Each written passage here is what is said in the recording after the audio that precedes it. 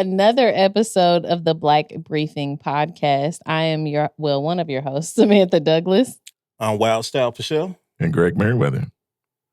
Wild Style for Show. It ain't right if we don't do it now. But anyway, episode 6. So obviously a lot of things has happened. But just to give those who are watching for the first time some context, we come here to educate, to help folks discover their power and advocacy and showing up for their community and being active in politics if that's what they desire. We really do try our best to stay away from the gossip, to stay factual. And as a matter of fact, we put all of the links and everything that we quote or cite in the description. So if you see in the description, you'll see our topics go down and you'll see every link, every article, every report that I can find associated that we mentioned. So this is why we do that. And I know that we've gained a lot more following and stuff. So that's why I'm going through explaining this again for the old ones. Y'all know what it is. Okay. And we love you. Thank you for coming back. This episode, we actually had to record twice. Yeah. So the last one we had technical difficulties, which is why we're a little late. So we apologize, but we're here now. And also it ended up giving us more time for more things. So I think it's going to work out. So, how are y'all feeling? I'm feeling pretty good. I took the viewer's recommendation to not wear shorts so they don't see my skinny legs. Hilarious. So, somebody told you to stop wearing shorts? And you listen? It must be a woman. It must be an attractive woman. Yeah. And no I comments. Tell by his laugh that I'm right. No comments. So, sis, apparently there's mutual feelings there. Listen. I'm just the messenger. Whatever. I'm right. I'm right about it. Okay. How you feeling, Wild? I'm here. It could be worse. Wild been out here wilding, y'all. I don't know if y'all have seen his social media. Wow. Y'all gotta follow him. Okay. Yeah, let me tell you. I just make jokes because stuff they do is either you laugh at it or you go cuss them out. That's a fact. Wild be wilding. Okay.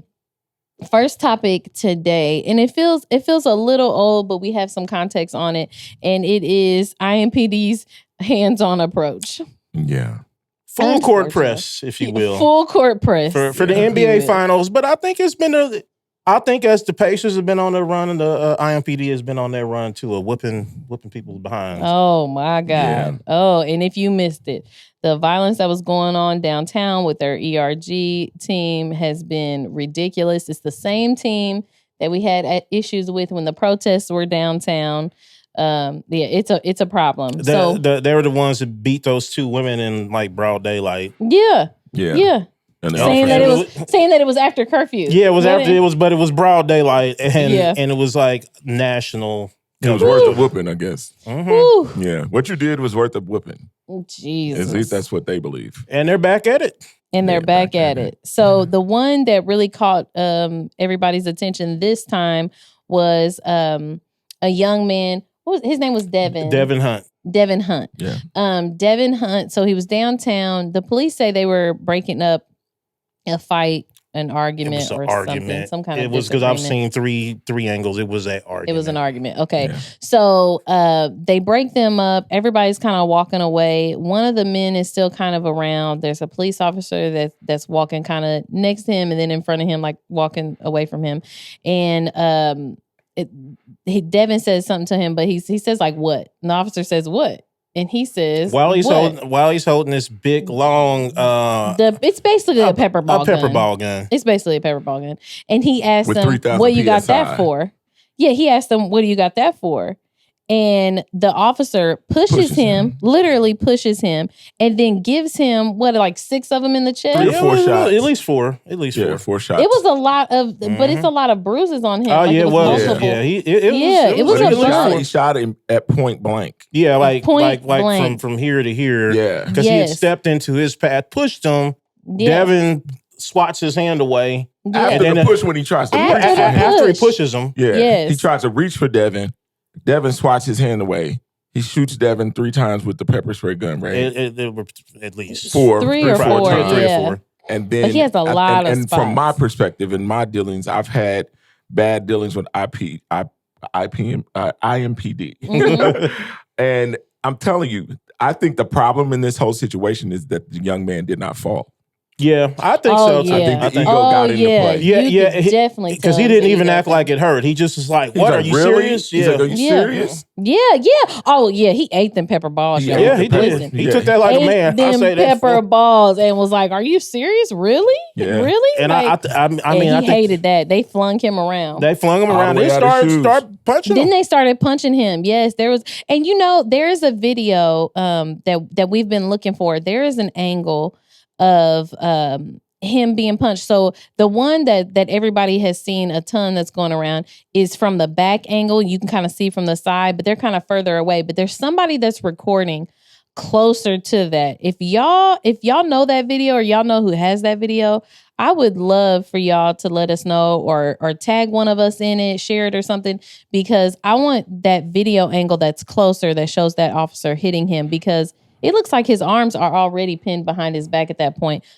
Him hitting him is completely unnecessary. I mean, and we know it's unnecessary, but I'm saying the better angle and the better proof we have in that way, the more we can fight. It was necessary to establish dominance over Negroes. Disgusting. Yeah. It was. All the way out of his shoes and yes, snatched him out of his shoes. But to kind of just get beyond this, I think the worst thing that we all experienced was the phone call. Yeah, so we experienced. So for y'all who don't know, we have a CRT in our city and CRDCs, which is Community Resource District Councils that are aligned with IMPD. And we come together for these critical incident activation calls. So when officers are involved in like an officer-involved shooting, or there's a situation like this, or let's say it's a particularly traumatic like murder or something, we'll come together on a call, usually within 24, 48 hours of this happening, and IMPD will give us, usually like a little more details. We're able to have discussion, and that's also where we end up holding IMPD accountable and criticizing their behavior and actions usually. And so that happened with this situation. We had one of those calls. It was the week before last now. Yep. But it was, so IMPD's statement was horrible. It gave you the impression that they were defending this officer's behavior, which is just unacceptable. It is just unacceptable. He instigated physical contact that was not there. And then at the end of the video, you see when they stand him up, a gun fell out. So not only did this officer instigate physical contact, but he instigated physical contact not knowing that this man was armed. And thank God he didn't decide to use that gun or pull it out, because this officer was putting himself at danger and at risk. Which they often do. They often do. Like That's been one of my critiques on their behavior on a lot of things, is that they put themselves in harm's way. And then once it escalates, like had Devin pulled his gun out and tried to use it, possibly shot the officer, then Devin would be killed by the other officers. Yep. Or if he even reached for it, he would have been shot. I think the disappointing part is when we listen to the chief of police, and when it was all said and done, we heard them take the whole situation on the call to a legal perspective. Yep. When they said legally, we're able to kick, stomp, punch, choke. I mean, they said everything for compliance. And then was wrong because the officer never gave Devin a command. There was no command for compliance. Fact. He was not given the opportunity to comply. Yeah. It was all ridiculous. And then you can't take the approach of the weapon, because because laws have been created that basically you're saying, well, we found a gun. What does that mean? They didn't even know. They didn't even know till the end. Exactly. And then you find that he wasn't illegally carrying. Right. So this is not a guy who has a record that was illegally carrying a weapon, which they've not stated. And then all of a sudden you think about it. What we fail to realize in a lot of these situations is our Fourth Amendment right being taken away from us with illegal search and seizures. And so when we look at this, and I asked, I said, was it really a fight? The answer is no. Did he brandish the gun or say he was going to use a gun? Did he even claim that? No. So at the end of the day, you finding a gun means absolutely nothing. Could have left that out. And then to put hands on the man for argument, is just absolutely ridiculous. We because pay them to de-escalate situations, and he escalated he escalated. And the only thing in this situation that he needed to de-escalate was himself. Yeah. That's it. He could not de-escalate himself. I do not know a better case for get this man off the streets before he actually kills somebody. Yeah. I don't know a better case for it, because it's setting a mentality that's harmful to this kind of work. Theoretically, this ERG team, because they should be handling situations that are a bit more tense, a bit more high energy and stuff going on downtown, which is why they're there for the finals and stuff like that. They're supposed to be training for Theoretically, they should be the ones that are best to handle these kind of things. But I'm sorry, he's not. Yeah. He's clearly not. And we didn't see that the entire time down there. Wasn't this isn't a one-off. Like there was other videos that showed IMPD behaving badly. Yes. I think they set a different level, a different precedence when we are involved in big crowds. Yes. I think that there's a different mentality when they see Black people. Because I think if we had looked at this and Black people had not participated in this Pacer situation and came downtown in droves, that it would have probably been they would have probably acted completely different. You see this with the 500. 500 You all see the time. this with all sorts of other activities that take place, and no one gets hurt. If people even have a confrontation, no one gets hurt. But when they see us, it's almost like this team is on high alert to act in a totally different manner because it's us. And that's just how I feel about that. You got to treat everybody harsher, more dominant. Don't allow anybody to even have fun in front of you. Like it's incredible. Psychologically, there's been studies on this. We know that we've all been trained to see Black people as a threat, even if you're Black. Yeah. All of us have been trained in this way. Yeah. All of us. So that, and this is the harsh consequences of this kind of conditioning. So goes implicit bias training. Yeah. Yes. That we paid millions for. Yes. Yes. And I was there when they first remember they did the implicit bias training with when Chief Roach was there. That's all out the door. I went, and that's because it's only the knowledge. Sure. It requires you to actually apply it. Like you actually have to do the self-work of being able, because part of what implicit bias teaches, sorry, there's a fly in here, y'all. So if you see us waving around, we're not crazy. It's a fly. But part of implicit bias training is the fact that we have certain ingrained biases that you're not going to be able to get rid of. So being conscious of them, though, you move consciously around them, and that's part of like the gist of it. And the problem is one, you have to be self-reflective enough to know where your biases are, and then be able to actually, counter them in some way. Like, I know that I have a leaning to blah, blah, so let me give this more patience. Let me ask more questions. That's the way that you tip that scale to bring some balance back. But that doesn't happen because they're not self-reflective. And this is another thing with IMPD that I've said continuously that pisses me off. But without consequences, this kind of behavior will continue to repeat itself. It's not just with IMPD, it's with anybody. Anybody who does not experience the consequences of their terrible ass decisions. And don't tell us we're blind. Them. I don't like that. Don't tell us that we're freaking blind. Yeah. That's the... They basically told us that we didn't see what we saw. It wasn't basically. No, they told, and then they said he tried to flee. Yeah. Oh my God! At what point could this man think? We didn't talk about it. You shot him 3 times, then you swung around. But the difference in size of these men. Oh yeah. He did not have a chance. No. Devin is definitely under 150.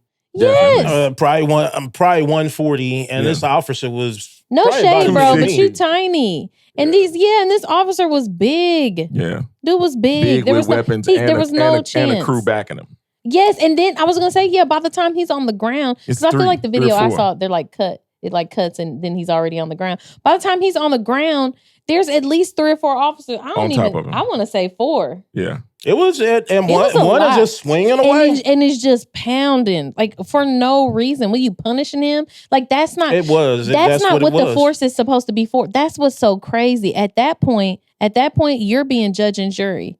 Yeah. Because that's not what you're there for. Yeah. That is not what you're there for. Once he and again, we talk about compliance. You didn't even give him tell him what to do. Like you didn't comply with. You didn't give them a command to comply ridiculous. with. You just went to physical force because you were angry. I look forward to seeing what happens with that. And also, when we talk about implicit bias, it starts with Chief Chris Bailey, who on that call said that we can't trust the video because we don't understand police tactics and procedures. Yeah.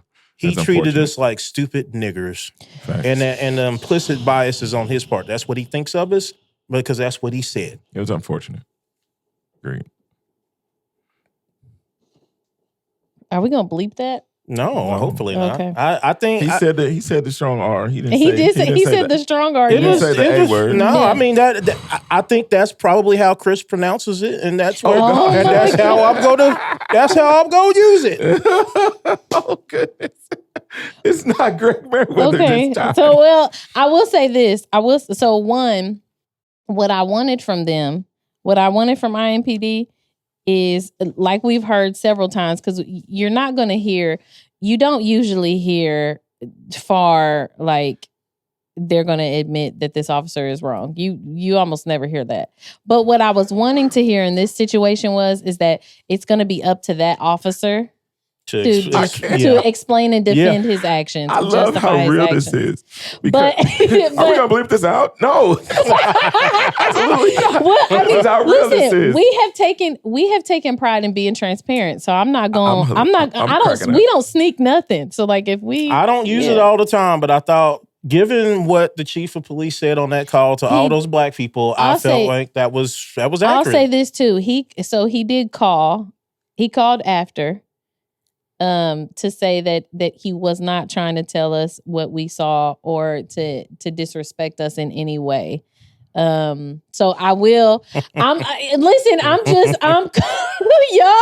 telling the truth. He did call. I ain't trying to hear it at this point. He did call and say that. I'm just telling y'all the truth. After the call, I don't think it holds weight. It doesn't, because I know I have been that's fair on some calls, and we've all been on some calls where we were really, really upset. That's a fact. In recent time, I have not been that upset in a long time, and I was highly upset when we got off that call. The text messages that I was sending during the call, I was like, "This is that BS." And hard R was used. The hard R was used in the text messages when I. During the call, when I was talking about how we were being treated. You did say that. That's a fact. That's a fact. Okay. No, that's a fact. So, okay. Next thing. Before we go, just really quick though. Whitley Yates, her name is Wynn James on social media. For those of you who don't know, she's our conservative cousin. Come on, conservative cousin. But she put out a video because she had her own altercation with IMPD. Mm-hmm. We'll definitely, stay or keep y'all up to date on that once we figure out like what she ends up doing with that. But I put her video in the description so you guys can see it. She just kind of says that she had an altercation. So once she's ready to share more, we'll share more. Did she say in the videos that hands were put on her? Not in the video. It's not in the video. Yeah, not in the video. But it's a rough situation. It's a rough situation. Okay. It's a rough situation. But I'm gonna let her decide what she wants to do with that. Shout out to Whit. Yeah, shout out to Whit, man. Okay. So number 2, Carlino pushes for more. Yeah. So all of this stuff's really most of the stuff we're going to talk about today really all kind of kicked off with the fact that after other counselors called for the mayor's resignation, and then they had that horrific council meeting where they treated survivors like absolute trash. I mean, literally, they used violence against women. Against women who are already victims of sexual harassment and assault. To keep them from talking about this trauma that they've already been through and experienced. They re-traumatize them. So after all of that, Counselor Krista Carlino upped the ante and came out and was like, yes, calling for the mayor's resignation, but she also called for VOP Samuel, as we call him, Samuel's resignation, and Counselor Allie Brown's resignation as the president and vice president of the council. And that point is important because during her statement and asking them to step down, there are points where she talks about the scope being limited and things like that, but she does not attribute that to a specific person. Right. She just says that because that happened, leadership should change. Mm-hmm. And that's important to point out because I feel like throughout this whole thing, those details have gotten misconstrued in a way that it's like she's attacked somebody specifically. And I think more so she's attacking a culture. Yeah. And because you all are the leaders at the time, you're representative of that culture. Like it's your responsibility. Mm-hmm. And so obviously, you know, this was a big deal. It's the first time somebody brought Allie Brown into the mix. It's the first time somebody brought VOP into the mix, which should have happened much sooner. It should have happened immediately. Y'all know we've been trashing VOP for a grip. But should have happened way sooner. So before we get to anything else, I just want us to start there. She calls for their resignation. Yeah, I've spoken to some counselors, and they, after she called for their resignation, they basically said there were no teeth in it. They were like, give us receipts. Yeah. And basically they were like, well, she couldn't provide receipts. Mm-hmm. But I mean, I think that in looking at the situation and how the meeting took place, mm-hmm. I think that was enough for me to say, okay, you're not handling people correctly to be the president of the council. And at that point, I've always said it.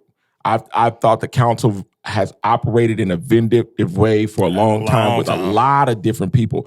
This is not new.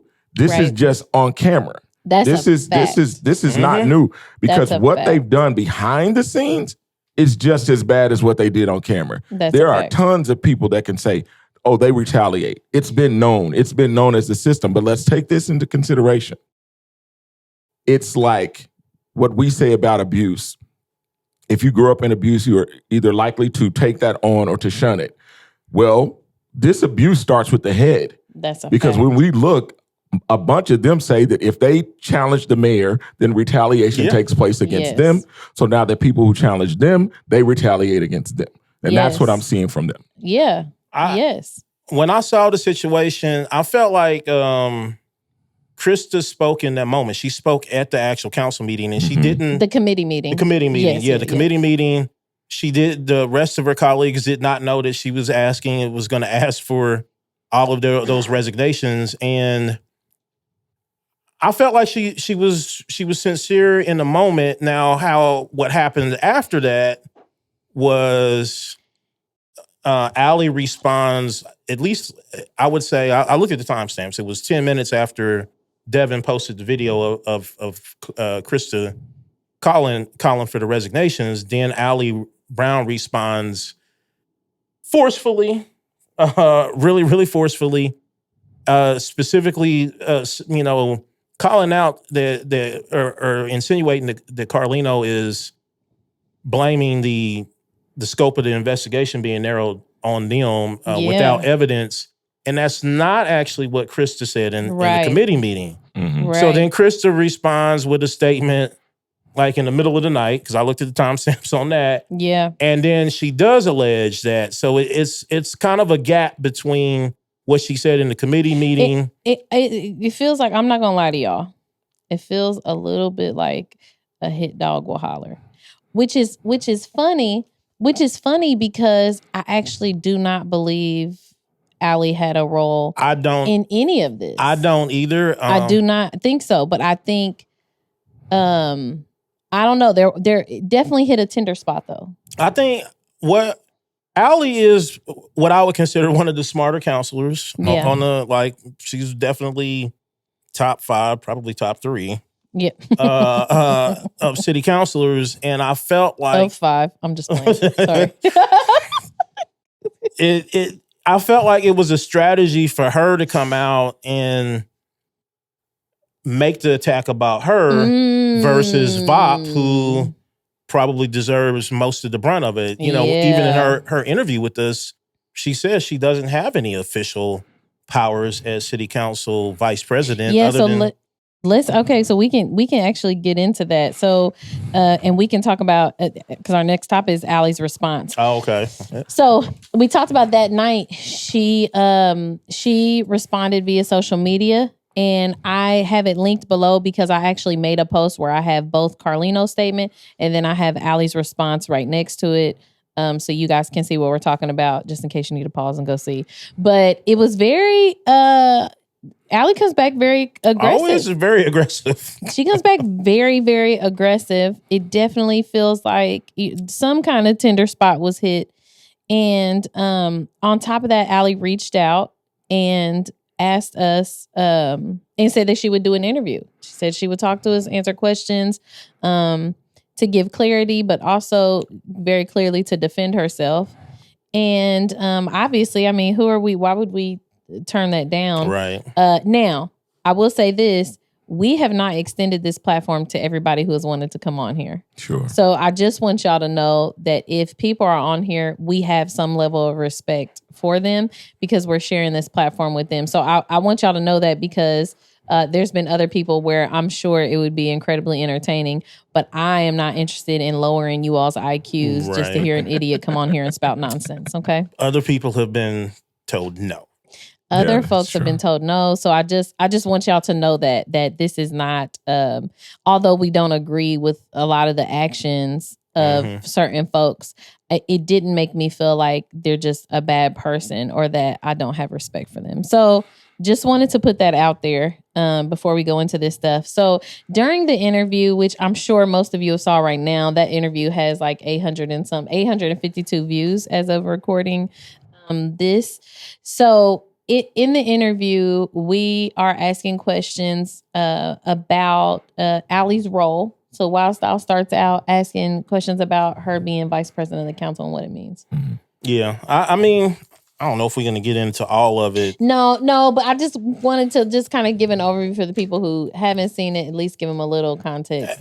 We asked questions about that. We asked, she let us know that she was not happy with the scope of the investigation, and then she went into some things that we didn't expect. She brought up specifically too with the scope, not just because everybody's unhappy with it just being on Thomas Cook. But some people wanted to be more into the mayor, more into things we didn't know about. She actually mentioned Rusty Carr and Matt Pleasant. Right. That's where she was concerned about where the scope didn't go.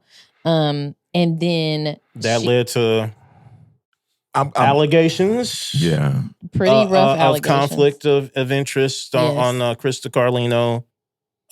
Her narrowing the scope of the investigation, which by the way, we should probably we'll have to put out a disclaimer about some of the stuff that Counsel Allie Brown said. Some of it has actually proven to be inaccurate. And that's what I was just about to say. We're at least going to go through and do our best at trying to correct some of those inaccuracies that people reached out and let us know about. So you want to head that up? Yeah. I mean, we can't verify the veracity of any specific rumors about whatever Krista's relationship with Matt Pleasant. Like, I don't know. We don't know. She admits that they were friends, and that's as far as we know. That she probably should have disclosed that or recused herself if that was necessary. But it is important to note that she didn't go for this on her own, though, that she was asked to chair this committee. And she was asked by VOP, who knew that she had a friendship with Matt Pleasant. What was the relevance of that part? Because Matt had just been fired for sexual harassment. Sure. So if we look at Matt and we say, okay, we're talking about the mayor, how the scope of the mayor was, removed from this or that piece.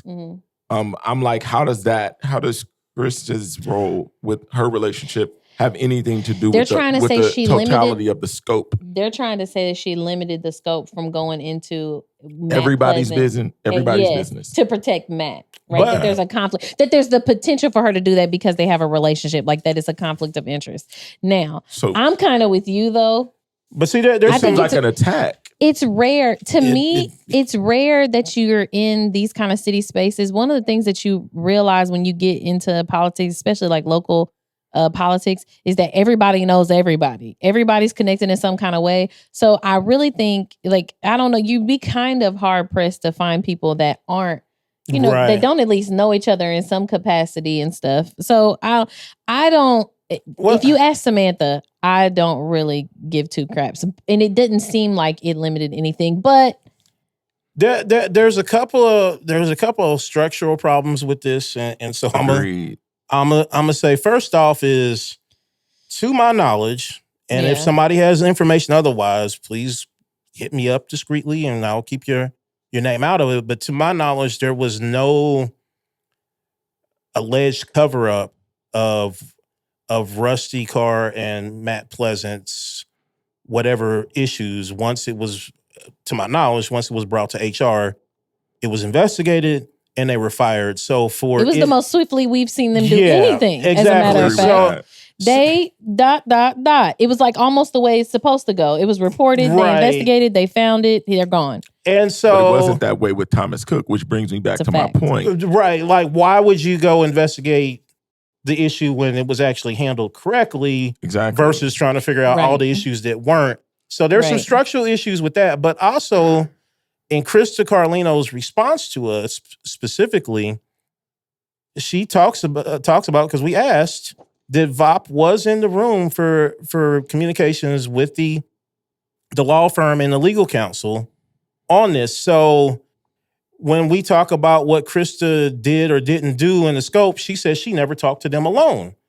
Never. And that VOP was there on several occasions. So it's kind of like, well, so y'all all had a hand in this. And if somebody was narrowing the scope, either you were okay with it or you participated or you watched it and didn't do anything. Yeah.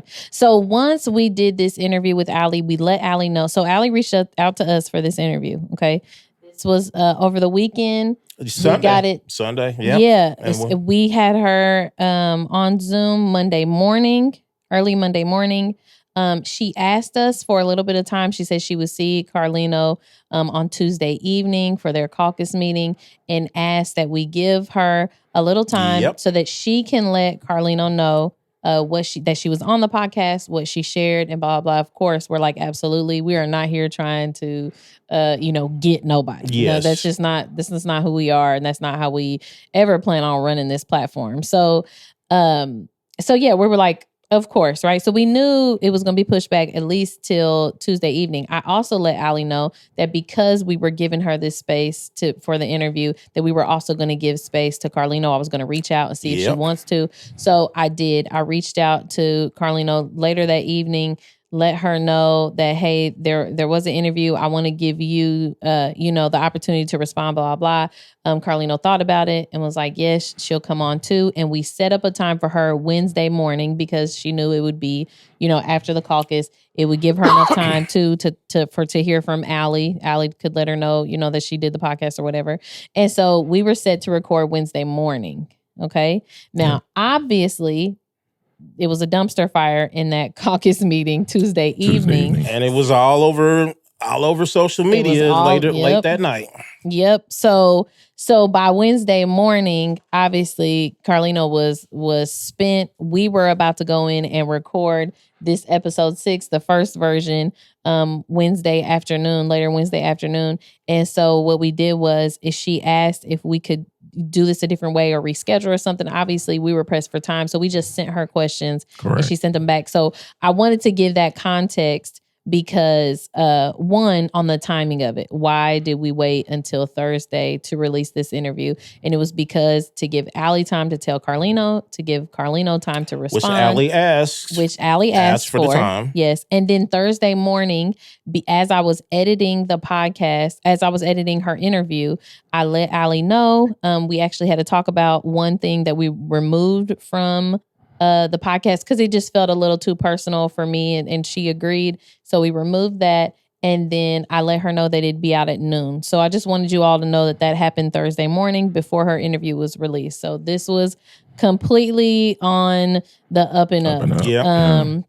the fact that this was released, when it was going to be released, why it was released in that time frame, that's how it happened. Sure. And obviously, I mean, and even still, it was still a bit too soon for us to even fact check all the things. We couldn't right? fact check. And there was stuff in the interview that I knew. I was like, I don't think that's correct. Particularly, which I had to address on social media, was Allie Brown's claim that Lauren Roberts was not speaking on the correct proposal that included the investigation into the sex abuse that occurred with her. Yeah.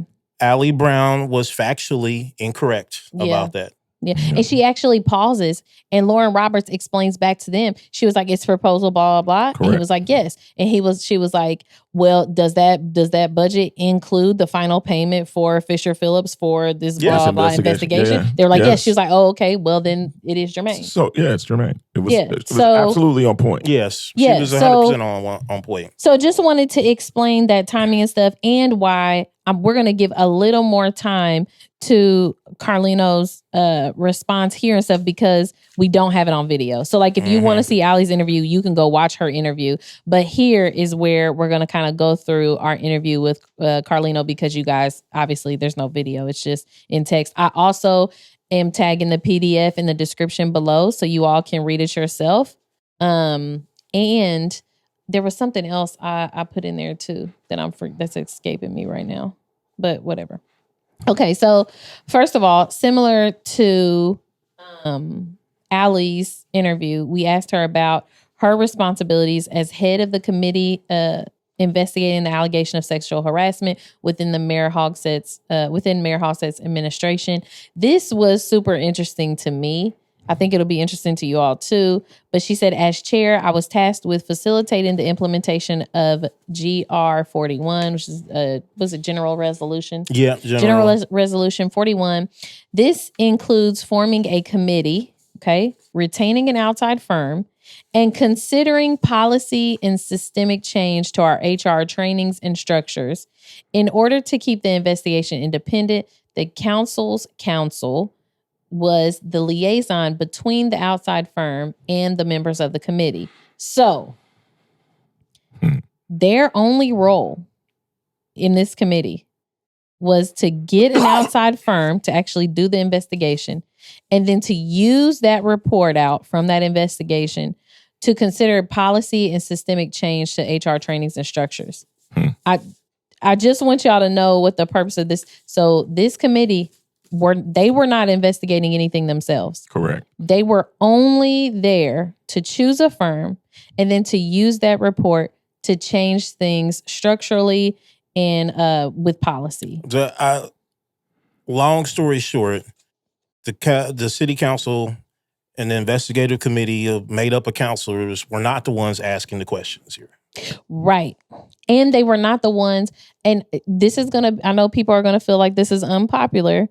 They were also not the ones responsible to have the survivors come in and testify because they were not the ones doing the investigation. Right. Okay. Like that's what now, once the report came out and the survivors were saying it's inaccurate and it doesn't include a lot of their information. Now, obviously you want this committee to hear from them. But I'm saying initially it makes sense that they didn't have them come in and testify because it wasn't the committee itself that was doing the investigation. What was most important is that Fisher Phillips had their testimonies and information. Okay. Right. Okay. Next thing.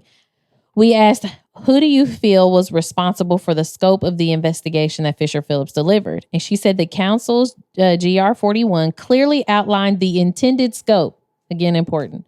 Ultimately, the scope that was delivered was approved by the committee in a November 2024 meeting, but I believe the scope was further distilled down once the administration retained outside counsel in December 2024. The administration, meaning the Hogshead administration, yes, who hired attorneys that used to work, for the Hogshead administration. Yes, during the times that this stuff was happening. FYI. So, okay. Yes. Yeah, it sounds. It is what it sounds like. So a month later, something changes. Something changes. And by the way, now that I've had time to do my little digging, there is an article down below. It's an IBJ article where they compare the scope that is listed in the general resolution and the scope from some what do they call it? A engagement memo? Okay. A memo of engagement or something? Memorandum of understanding or something? No, it's something. It's engagement something. But it's where Fisher Phillips basically clarify what they're supposed to look into. And the way it was clarified was that they were supposed to look into Thomas Cook. And only Thomas Cook. Right. Samantha's not making this up. Please change, go read the IBJ article. This is the change. And this is the change in scope from November 24 to December 24. Yes. And I put the links below too of the reports and the contracts, because that's what you need to compare. Yeah. So I mean the general resolution and the contract. That's what you need to compare. So the general resolution says that it's looking into the sexual harassment period in the mayor's administration, right? They're just looking into stuff, period.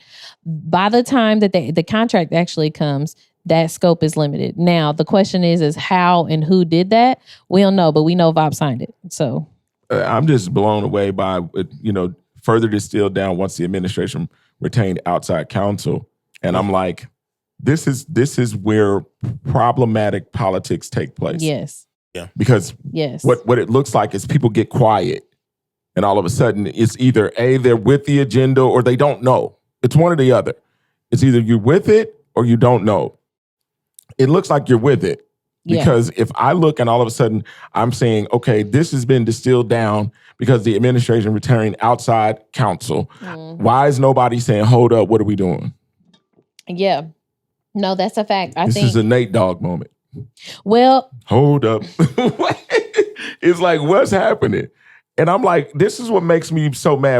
What was the sign that said so many counsel but two spines or something like that? Ooh, somebody did have a sign that said that. Wow. They said 25 counselors but only two spines. Yeah. And I'm looking at this and I'm like, that's a proven fact at this point. Well, and I think too, the thought was, y'all gotta think this too. It's gonna sound crazy because y'all listen to us, but a lot of people assume goodwill. Sure. Like they assume that, oh, well, maybe this is a good thing, right? Maybe this was the right thing to do or something like that. Like you guys would be shocked at how many people like truly believe they're like, oh, okay, maybe that just makes sense, and they'll go with it for a little while until it's like, that's not right. Like something has to spark up that's not right. They're not cynical. We see these things early because we're cynical to begin with. Like we're critical to begin with. But also, I like the cynic. I have I'll be cynical. I have friends that are former counselors, and they talk about that sometimes they were fed lies even about how the votes were going because some of the rules are complicated and all that. So it's a possibility that not everybody understood exactly what was going on here.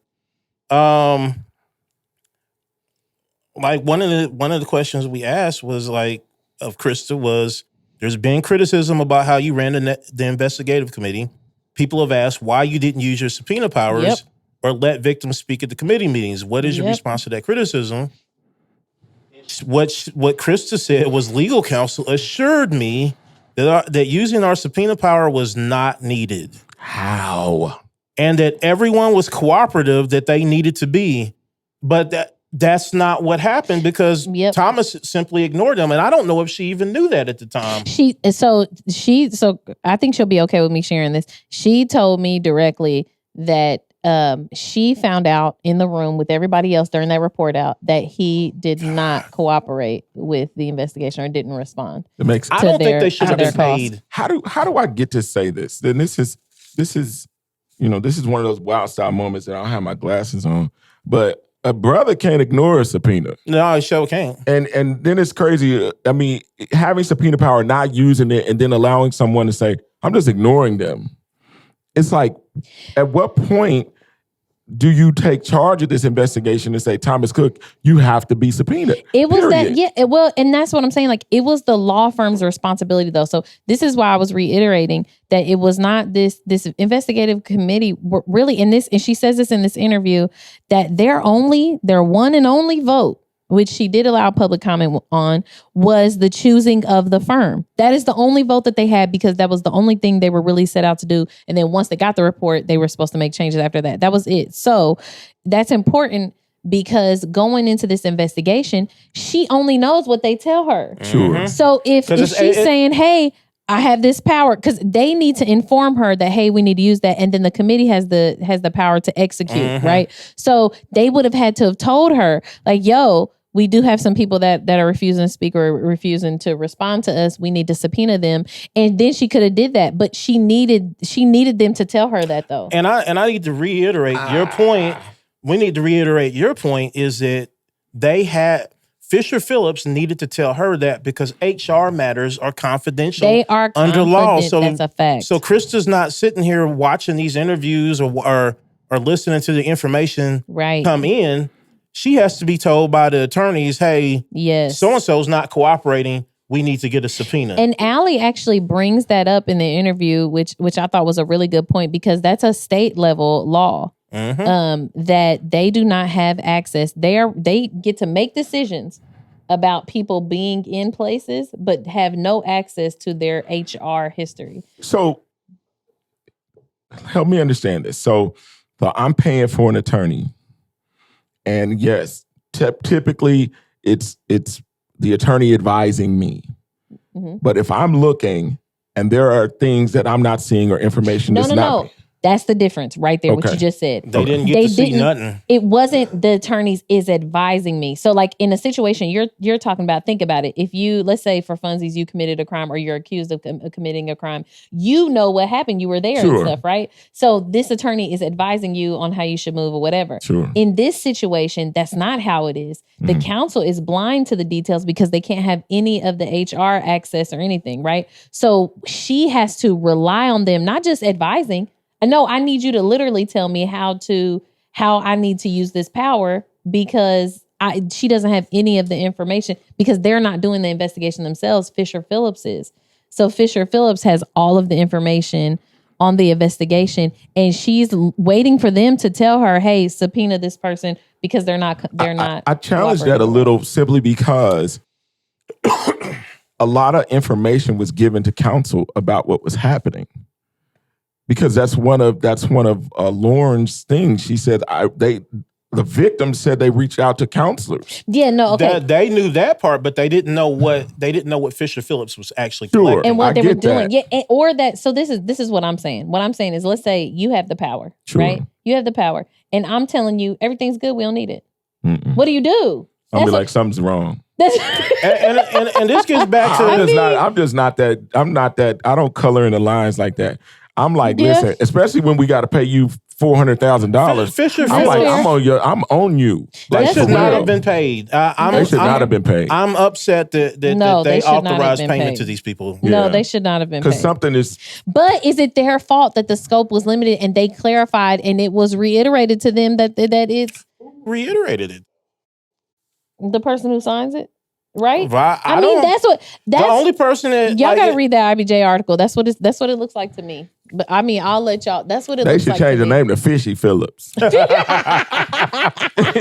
up, boy? Fishy Phillips. Oh my God! Yeah, they're about to rename the segment. They're Fishy Phillips. We gotta rename the segment now. Now it's Fishy Phillips. This is no good. That's a fact. But I will, and this is so. Is it a little bit of maybe inexperience? Oh yeah, I mean they've never done an investigation. And naivete on the committee. I mean, yeah, I could see it. But in fairness, the only reason why they have to do any of this stuff to begin with is because our mayor is so trash at handling his own administration that now you got a city council doing HR things that they shouldn't be doing. And having to do an investigation. Let's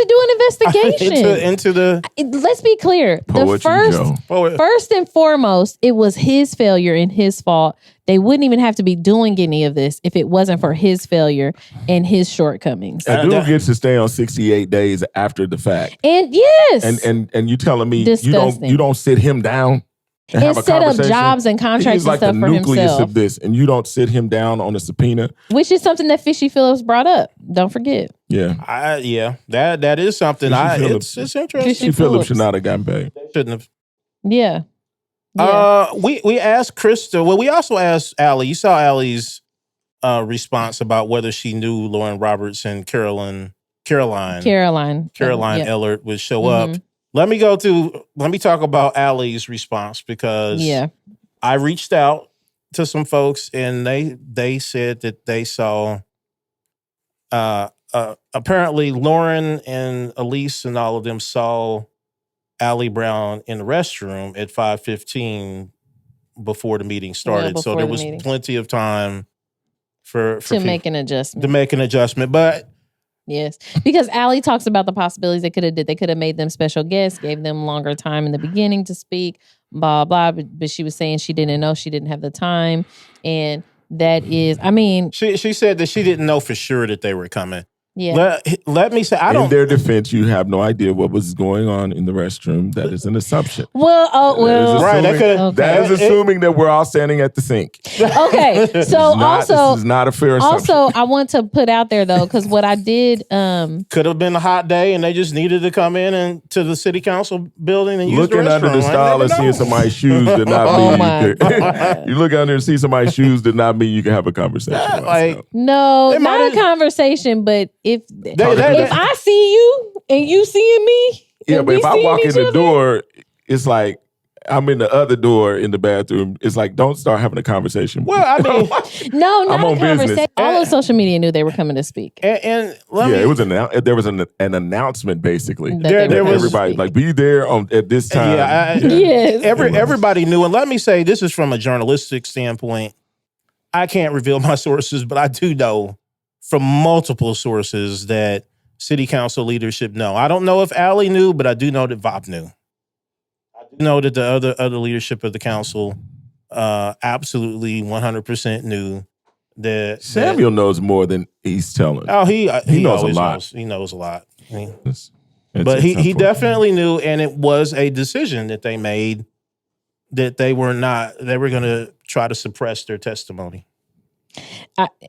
That the priority was control over transparency, over giving these survivors space to tell their stories or to be heard, because they never have. And they had to crowdfund Lauren's flight out here and stuff because she's not here anymore. She's in Denver. Like it was just so disrespectful to the whole situation.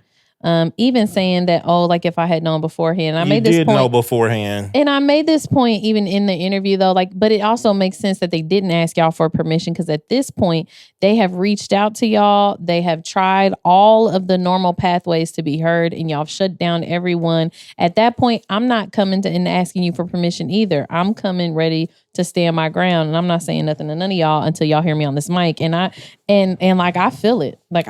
I understand it. I feel like when in Coming to America, when Simi was trying to get the money wired, and they was like, why don't you just ask for a cool meal? At this point, we've already wasted $400,000. I say open up a new investigation on the mayor and VOP at this point, and spend the money and figure out what went wrong and what happened, and just make that the scope. And I think that once we do that, then everything comes to the table. I wish we could vote on that. I wish we could have a special referendum on that. Well, we'll take that because it changes the council president has control over where that gets voted on. Exactly, because boy, I want that. Yeah. No, let's investigate all of that, because let's be clear. They've only gotten tight since they started getting in trouble. So if we start really digging into how sloppy, I don't understand. The sloppier times. I don't know if they've gotten any tighter, because there's been some sloppy stuff going on. But anyway, we'll talk about that later. So, hold on. I want to. Oh, go ahead. What Krista responded to, were you aware that Lauren? That's what I was about to say. Okay, okay. Well, she says, yes, she was aware that they were going to show up. She said, yes, I was informed by word of mouth and social media posts that Miss Roberts was intending to join us.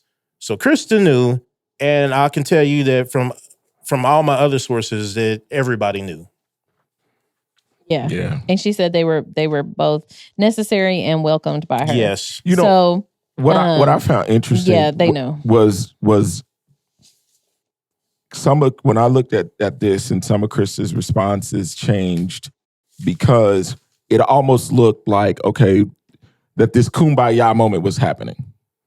Because all of a sudden it was like, I can't confirm. Oh, we're not to her statement yet. Okay, got you. Hold on, we're not to her statement yet. So with this, there was one other thing.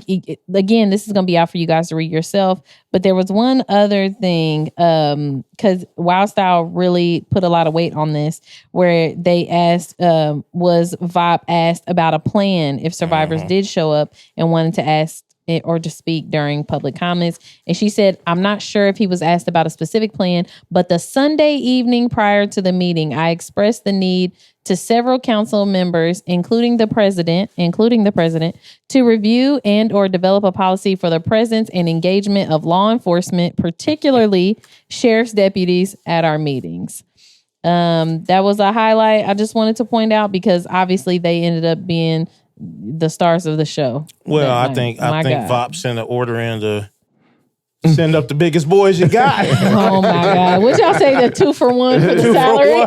2 for 1 salary, like send up Big Bubba. So and that happened. So obviously I told you guys that caucus meeting was a mess. So Carlino, gets voted out of the caucus. And we know now it was more like a threat to be voted out. An ultimatum. You do this or you're gone. Or put out this public apology. Yeah. And so we started to read the apology last Wednesday and we're like, oh man, it's the, yeah, she folded. We thought she folded it first. It's the hug out. But boy, about that third paragraph or fourth paragraph. Starts taking a turn. It starts taking a fiery turn. And boy, do I appreciate it because we needed that. So we find out much more information from her statement than we had previously. And she goes ahead and addresses all of the concerns about it being a conflict and stuff as well. That her and Matt Pleasant were friends at one point. That she cut off communication once she became chair of this committee. I don't know. I can't, there's no way of confirming those details. But she goes into a whole lot about other things and stands on business that she's still calling for their resignation and the mayor's resignation. The apology is simply for not letting them know first. Period.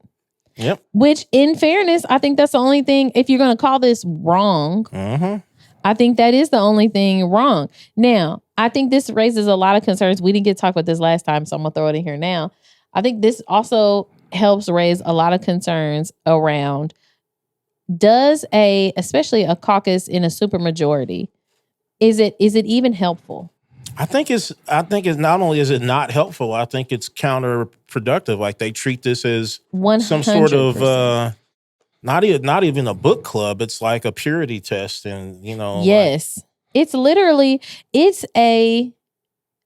to me, so from the things that I heard, I don't know if y'all have heard, stuff coming out of these caucus meetings, but they sound like really traumatic, abusive spaces, if I'm being honest. Which it's been confirmed by former counselors.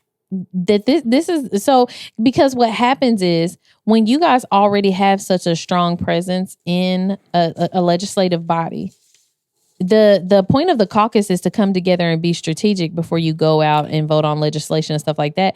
When you're already so overwhelming in numbers, there's no real reason to do that except to enforce conformity. Because you're going to win. So like on all of the simple issues, everything is simple.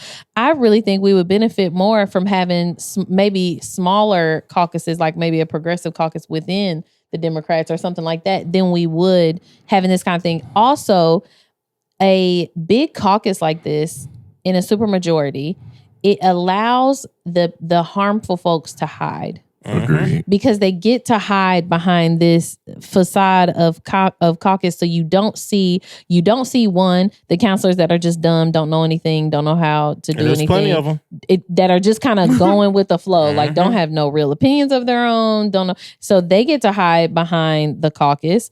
The ones who are exceptionally harmful, like the president, right? Gets to exert control over everybody and give them a handbook. Here's the playbook. In quiet. Here's what you will go out and do for your constituents in this public meeting. in quiet though. That's what I'm saying. Because he doesn't get to do that in front of everybody. He doesn't have to do that in front of everybody. That's what I need to say. He doesn't have to do that in front of everybody because he gets to do it behind closed doors. And then when they come out, it looks like, everybody's just messed up. Your counselor did this. And really it's like, well, he did that because the city council president and the majority leader said, if you don't do this, you're going to get voted out the book club. Exactly. Period. And that's what I'm saying. It's creating an environment. It's creating an environment where it's party over people. Yep. I mean, we see it. I mean, you can... And personal interest. Personal interest over people. Interest. Yeah. Yeah. Personal interest. Yeah, that's what we see. And so I think we should press back on that point right there. The fact that we have a caucus and a supermajority is unnecessary and ridiculous. It really is. And all it does is just breed more secrecy, more ultimatums, more potential beige mail. The people here, they're too white to be called black it's mail. Not black mail, it's beige mail. But I'm saying, really, we're just creating an atmosphere where those kind of things can exist and nobody will know about it. And they're shielded by under law that this is one of the few places where a group of counselors of this size can get together and have meetings. The only exception is a caucus vote, so they get to do whatever in there. I tagged Carlino in a post after her apology. I tell she read it because after the video, and I want to say this to you all live, is that you guys did a phenomenal job with the interview with Ali. Thank you. I appreciate that. And so I wrote this post after Carlino's apology. Mm-hmm. And I was like, and I tagged her, Counselor Krista Carlino's apology doesn't sit right with me. I get that sometimes we don't say things the right way, but let's be honest, we still meant what we said. Yep. I was like, Jesse Brown gets it. He understands what many other counselors seem to miss. This isn't about representing a party. It's about representing the people who voted for you. Your community should come first. Political parties want loyalty, but that kind of blind alignment isn't leadership. If I were Carlino, I would have stood on my statement. As long as my constituents support the work I'm doing, that's all that really matters. People over party, always. And when she said, as long as my community is cool, I'm good. Yeah. I was like, okay, you read it. And I think that that's the problem. I've urged them in so many ways to say, you've got to vote what matters to your constituents. Yeah, that's who voted you. That's the problem. We're looking now. It's a whole lot of party politics. Remember, we and talked communities about this before. are suffering. Remember, we said there's more fear for leadership than there is for the people that have actually elected you in these seats. We've had this conversation before, and that's our problem. This is the power that we have to take back. And it's not a fear your personal safety type fear. No, I'm saying they should have a reverent fear of the people who are electing them into office. Who did this start with, though? I mean, I really want us to really look at this because there has to be a starting point where all of a sudden, it's like all of a sudden counselors became this famous group of people that are like, you can't speak to me, you can't critique me, you can't call me. When did that start? Because I've experienced it for a long time. I felt like it really did.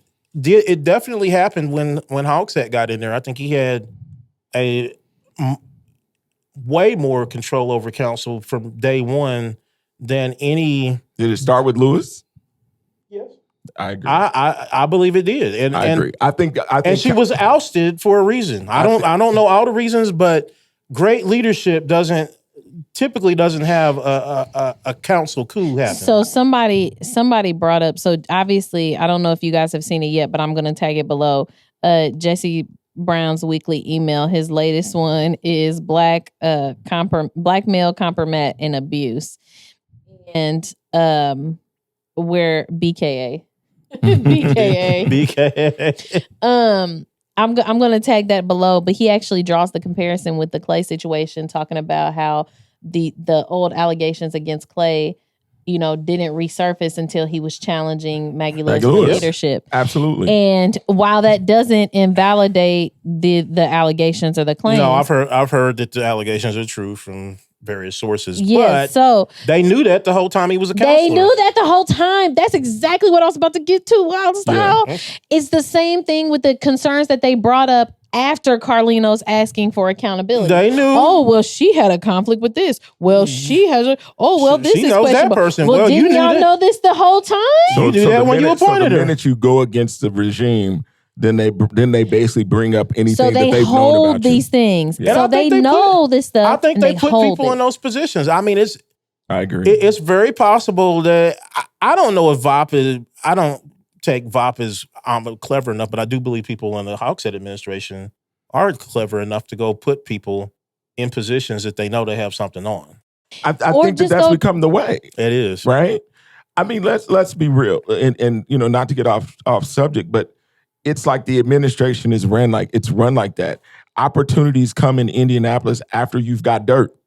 Mm-hmm. It's like you wonder why. And let's just go real quickly onto some politics. You wonder why organizations like DPW don't get raises because typically most of them are felons. Mm-hmm. So therefore, you don't challenge me because you won't have another job. Exactly. We'll give it to another felon. Therefore, you trying to get a raise is out the picture.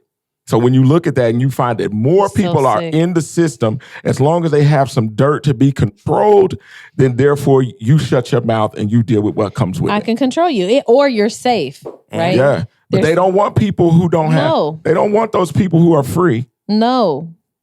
You notice you don't have a lot of free thinking people operating in our system. You've got people that they're like, I control you and you shut up. This is 100. Proof. And let me say, like, the amount, Jesse's article, it's incredible. Great job, Jesse. Yes. The amount of blackmail material and compromat I know. Sure. I personally know. Yeah.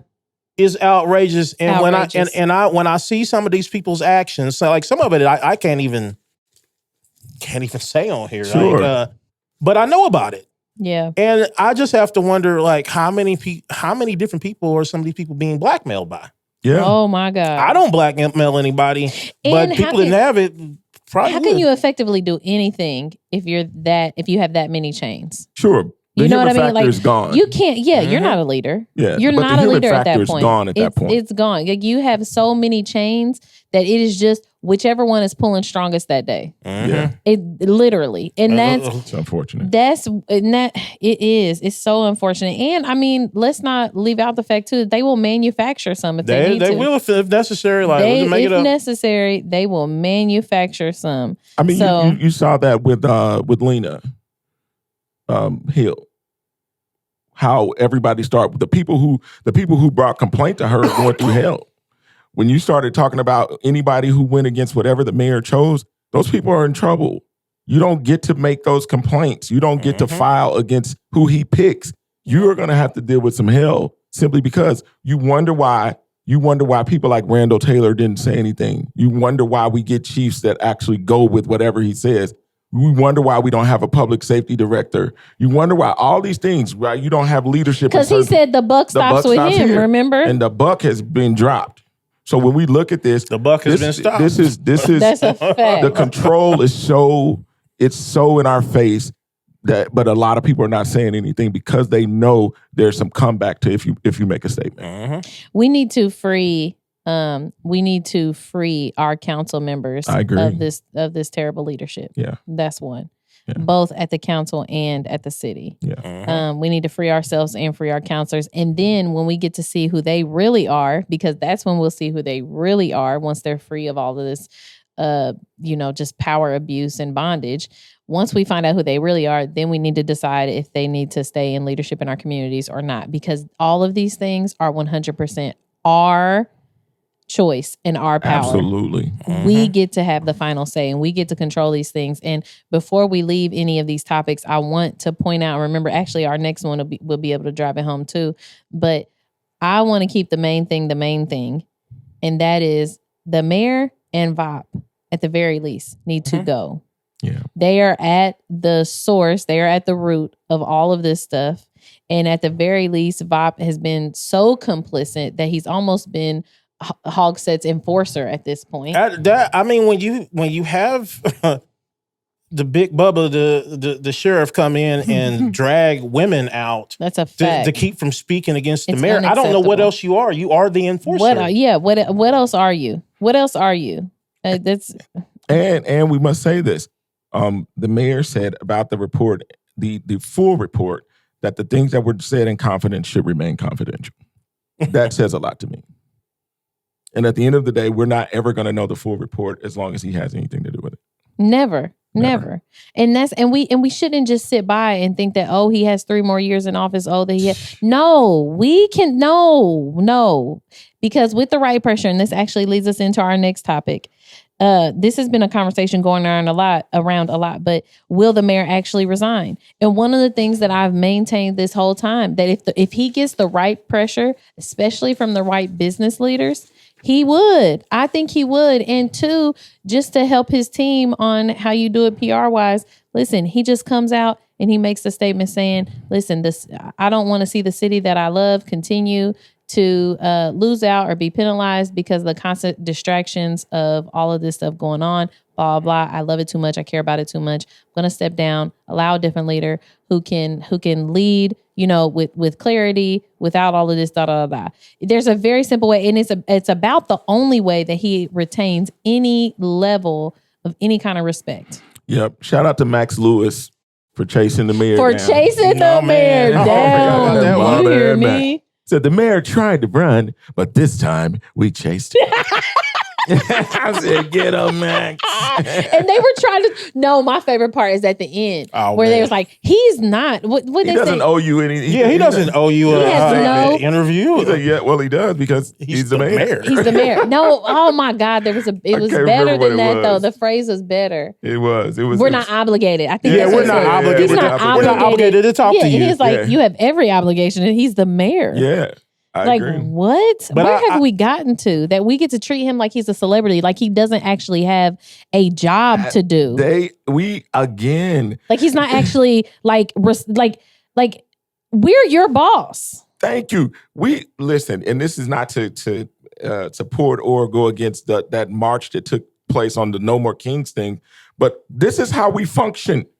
Everybody is acting like we bow down to their leadership. Yes. And it is wild. Baffled by this. We don't bow to counselors. They don't bow to us. But here's the point. The point is you're there because of us. Facts. No other way around. That's why they think these seats are their seats, and they call them that. No, it's never your seat, and you should never feel safe. Yeah, you should never feel safe. It belongs to the people of that district. It's why it says your district. Yes, we are forgetting all that's attached to it, and looking at this individual, and this individual is like, "You don't talk to me," and it's like, "The heck, I don't." And the problem is, and what's beautiful about this is an individual who has stood against the front lines for a long time, is that more people are starting to realize this. So therefore, don't look as bad. I seen, we've been doing the Joe Must Go thing. I seen somebody say drop VOP. Period. I like it. On my mama. But drop VOP. My opinion about all of this, especially with the mayor. Enron Osley. Enron. He's looking even more like Imran Osley lately. No. Oh my goodness.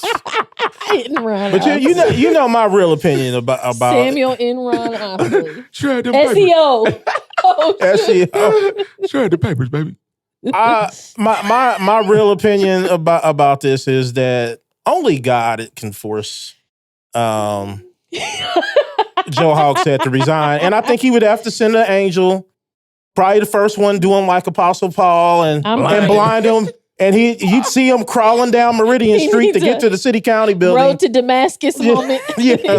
and then God would have to send another angel to finish him off. So I mean, they'd be like, you must learn the real steps to boots on the ground before you can ever dance again. Boots on your neck is what he was doing. Boots on his neck. Oh my God. Because let's not forget. Everything we've talked about, y'all, everything we've talked about in this whole episode is under the mayor's purview. Real talk. The chief of police. Real talk. Mayor's control. OPHS. Yeah, I mean, real talk. No greater example of that was when our previous Chief Randall Taylor a couple years ago said, well, God came to him and told him that, it might as well, it's time to go. And then he says that, then he spoke with the mayor, and the mayor was like, yeah, I was going a different direction. Next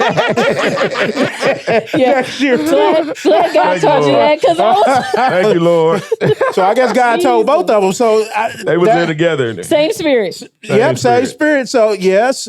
So the key is that, yes, the mayor does control the police chief, and also that God can apparently speak to both of them at the same time. At the same time. I don't know about y'all, but I'm almost feeling a corporate fast in my spirit. Get the Lord speaking and sending angels for all of this, dropping VOP and getting Joe out of here. Yeah. Like, we need to get rid of both, y'all. We need to get rid of both. And somebody asked me too. They were like, they were sharing concerns about like, well, what happens if you? And it was like, we have great leadership that's teed up, ready. Like, we actually have options this time around. And that hasn't always been the case. We actually have quality options. So do not fear getting rid of these fools. Yeah. The problem is there are so many people. Now I want to say this to Black people for me. If you don't know what's going on, stop acting as if you do. Boy. That's a fact. Because what happens is he'll show up. And I was reading an article, it was on Black Indie Live, and there were so many people who don't know. You can tell they don't know. Mm-hmm. It's like, how do you look at your whole system? How do you look at Black people all through Indianapolis with the second largest population in the city, yet we're last at everything, and and stop saying this is working? You don't know. And just because someone comes up and does the false Cupid shuffle, boots on the ground, or the terrible wobble, does not mean that person is for you. They are playing in your face. And at some point, we have to realize it and make a change. I mean, and we've made jokes about this, but when he comes out there dancing all that stuff, like, legitimately, if you just think about it, just bear with me. Leg chicken. He doesn't even take the time to actually learn these dances so that when he comes in, he's like, has any kind of like cultural relevancy. And here's the thing, he just comes in and does whatever. Because he can. He has taken the time to learn the dances, because I was there at Start With Art in 2019. He went up and did a whole routine with a dance troupe. I saw for the Arts Council. I mean, it was impressive. I wouldn't have been able, I wasn't in good enough shape to go do what that old man was up there doing with that whole dance troupe. So he did take the time. It was coordinated and everything. And you see what I mean? Like, that's what I'm saying. Like, but when somebody it's not about that. Well, we don't want him to we don't want you to learn dances. We want him to start caring about why our young Black men and women are getting dragged out of cars and beat downtown by IMPD. Why don't we have a place to live? It almost all these issues. It almost felt like a bad omen. Last week, I mentioned this on the first version of this podcast. Last week, an email went out from David Muhammad where he said homicides were down 50% and non-fatal shootings were down 44% from the time that the GVRS started, which is the gun violence reduction strategy. And I was like, "Ooh, these numbers just don't feel right." And they weren't. The way they were written, no, they're not. Our homicide numbers have not gone down by 50% over the years. So it was a specific comparison of year to date. Yeah, year to date. Yes, year to date 2021 compared to year to date 2025. And then though, our city popped out this weekend and said, let's dang near even it up. And, we were just killing. 7 folks was gone. We were just killing everybody. So 7 folks was gone over the weekend. I don't know if y'all saw this when I wrote. I don't know where that puts us at number-wise year to date. But and I said David Muhammad is basically Charles Harrison on HGH. Boy. Neither one of them has been pivotal in actually decreasing crime in Indianapolis. Let's be real. How do you claim to reduce crime without addressing the root causes like poverty, unemployment, and neighborhood blight? And I keep saying this to our people. We are first in everything bad and last in everything good. And at some point, we have to look and say, why? And stop dancing. And put the damn fans up. And for the Black matriarchs that think that the Democratic Party loves you. They don't. And that's fine if you think they do. Understand that you're paying your grandkids rent. You trying to get your grandkids out of jail. You having all this bad stuff happen, and somehow y'all don't see that the mayor is responsible for the conditions that your kids and your grandkids are suffering in this city. Yes. So please do not get on any of my posts. Yes. Talking crazy, because I'm going to talk crazy right back. Yes. I'm changing. No, for real. Like, even when you think about, we talked about this before, but even when we think about the fact, you remember the young black man that was shot in his grandmother's driveway? He was sleeping in the car. Sleeping in the car. Let me tell you, there's been few times where I've slept in a car, and none of them was just because things were good. Preach. And so let's just, and that set up a situation where he could have been killed. Yeah. I'm surprised. It's by the grace of God that he wasn't. He survives. That's real. And like you said, it's the conditions being set by our terrible leadership, and we're having to spend 50,000 years on a stupid ass investigation because you just cannot do your damn job. At any point. At any point. At any point. You are not doing well at anything. Yeah. At anything. Pedestrian and we're safety, still talking about whether housing, you're going to go or not. Nope. Public safety? Nope. Industry jobs? Nope. It's bad. And as a matter of fact, even when it comes to safety, so this is something that Wild Styles brought up a lot about these other police departments coming into our city, chasing people and chasing people, and somebody's gonna get killed. And you literally said that on the podcast. I did, and unfortunately, somebody got killed that I know by a police chase with the Carmel PD. They chased them all the way to 65th and Meridian, and the person. Their last text to my other friend that was invited them to a bonfire was, I'm all messed up from this accident. I think it was June 13th or June 14th was when the accident was. June 14th. Yep. I'm all messed up from this accident. It's because Carmel PD was doing chasing somebody in a stolen car. A stolen car needlessly and caused the crash. And he passed away, I want to say 2 days ago. Wow. Because of his injuries. And how long, y'all? How long? How long are we going to continue to let this stuff go, to let this stuff keep happening, to keep saying, we're literally sitting here saying, yo, people are going to lose their lives. They do. And then what? And let me say his name, Kevin McKelvey. Saw that. Some of the people may know him. He was a great dude. I wasn't close friends with him, but I considered him a great person. He was supportive of Black liberation. And he hung around in a lot of circles, and we had a lot of mutual friends. Yeah, rest in peace. Really, really. And prayers and love and light to his family. And his loved ones, because that's horrible, and it was completely avoidable. Exactly. Completely and totally avoidable. And this is why we're doing this stuff. I hope y'all know how much power y'all have. I hope y'all start to exercise it and get out here and start to push back on all of these messed up things that are happening in our city, because they do not have to continue. We do not have to live this way. Agreed. Okay. And ask us. I mean, real talk, I want people to get this.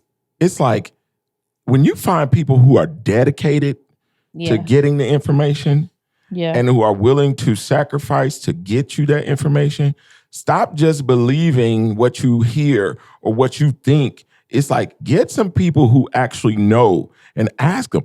I promise you, there's not a person in this group or on this show that's not going to tell you. And if we don't know, we'll ask each other or find out. I'll go find it. Because that's what we want to, this is why we do this, is because we want you all to be a better informed community. Yeah. Yeah.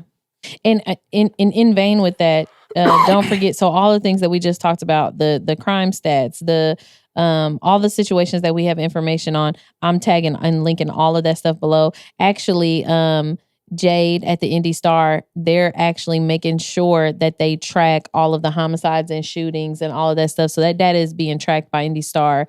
And I have that linked below too, so that you all can see what we were talking about with the homicide numbers, the shooting numbers. We see last year too, you can see in the data where we spiked significantly since like 2015, 16-ish in police officer involved shootings and stuff, and shooting deaths, I think. We've not been under 200 under this administration.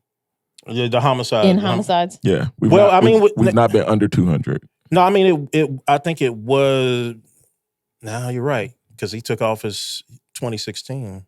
I think we've Yeah. Even if we, let's say we maybe less a few times, but for the most part, I know for the past, since the pandemic, we've never been under 200. It was high 2021. We dropped down, year to date. It was high 2021. We dropped down 2022. We spiked again 2023. We dropped 2024. But not by much. Not by much. No, I'm talking about a handful of folks passing. So no, it's not like we fluctuate.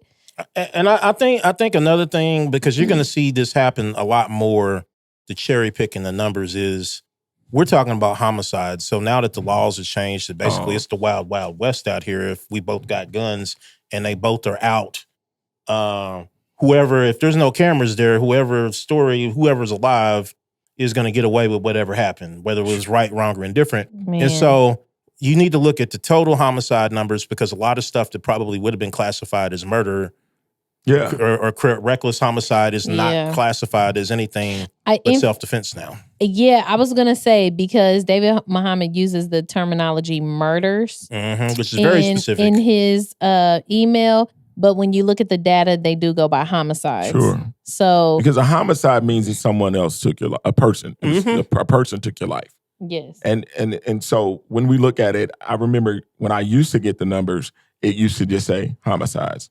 Now it's like legal homicides, criminal homicides. So now they've start breaking this thing up. One of the things that I want us to really start paying attention to, which they don't report enough, is non-fatals. Yes. Non-fatal shootings tell you how dangerous the city really is. They do. So we got to just find those, because they do report non-fatals. But they don't. And what I mean by report, they report them. They're not reported publicly like the news. So because when you start hearing, hey, we up to 300, then you understand it's a lot of people getting shot. Yeah, I was good, because I used to make fun of the Northwest a whole lot side. Of people getting shot. I used to make fun of the Northwest side because people always talk about the East side so much. And it's like, y'all have more non-fatal shootings. Y'all aim just up. And it's all centered around Reverend Harrison's church. Man, Lord Jesus. I'm serious. Go look it up. Speaking, you know what? That kind of leads us into our next thing, talking about the church. Here locally. I don't discuss the church. And wait till y'all hear this next segment, because he is not about to sit over there quiet. Oh, it's going to get... I know that for sure. Get crazy. So, but anyway, I just want to leave that stuff with y'all. Let's keep the main thing. Yeah. We need to get rid of the mayor and VOP. Period, point blank. They need to go. They need to go. The mayor and VOP. Samuel. They need to go. Enron. Samuel Enron Osley needs to go. SEO, gotta go. Okay. So VOP in the Money Machine. VOP in the Money Machine. So I want to hear Money Machine sound. For those of you who haven't seen it, we saw it for the first time because a picture started floating around of people black pastor vigorously patting themselves on the back for doing so much for the community. It was an ATM. That will go on between Emerson and Arlington on East 38th Street. East 38th Street. In a parking lot. For those of you who don't know, happy days are here. We're in a bank desert. Okay, like almost all black communities in Indianapolis. We need a bank. FYI, we need a bank, but they wanted to give us an ATM, and many of us, like, I'm not gonna lie to you, when I first saw. Because we get the Far East Side Community Council, anything that's in our catchment, we get the notices. So if there needs to be a zone or ordinance or anything like that or whatever, we get those kind of things in the mail. I had saw some things about an ATM, and when it's things like that, which they're like kind of on the edge of our catchment, I default to what that community wants. And, you know, you had their counselor supporting it. You had one of their most prominent pastors out there supporting it. You had like all these people out there supporting it. And so I didn't support it, but I just left it alone and waiting to hear like what other people say. Now, to me, not attaching it to a business has safety concerns immediately for me, because you're withdrawing money and there's nothing around. Yeah, Greg should speak on that later. Yeah, Greg will speak on that. But yeah, that was some of the concerns. And lo and behold, just a little present dropped right into our email yesterday. Yesterday, a little present. And let me tell you, if I was never grateful for this particular agency before, I am wholeheartedly, completely, and totally grateful for the FHCCI now, okay? For the Fair Housing Center of Central Indiana, okay? So they emailed a lot of us leaders yesterday and let us know about concerns that they have with this ATM, but more specifically with the bank that this ATM is attached to. Yeah. I'm opening it up for you. Listen, let me say, so it is the National Bank of Indianapolis. It's one of the few national banks that's based in Indianapolis. Mm-hmm. And apparently, according to the statistics, it's one of the few banks in Indianapolis that don't loan to black people. Period. What was the rate percentage? Okay, so their peer Their banks, peers. Mm-hmm. 22.6% of the loan applications were to black people. And we make up technically 27.5%. So it's a little bit lower than the population. We're close. But it's close. Mm-hmm. True. National Bank of Indianapolis, they loaned to 4.5%.